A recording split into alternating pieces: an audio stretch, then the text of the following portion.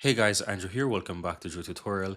And in this video, I'm going to show you how to add a payment method on Epic Games. So once you're inside Epic Games, guys, all you have to do really is just simple click profile on the upper right hand side. You'll find your letter, right?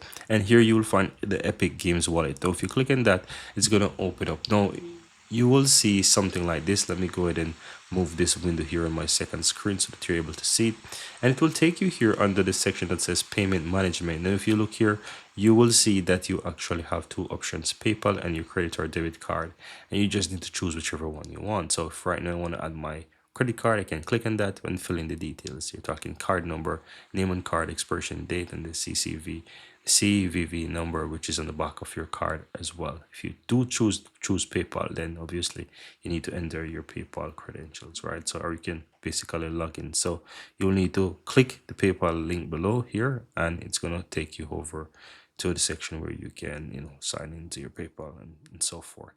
Right, but that's it. That's how you go ahead and add a payment method on Epic Games, guys. Very easy and very simple.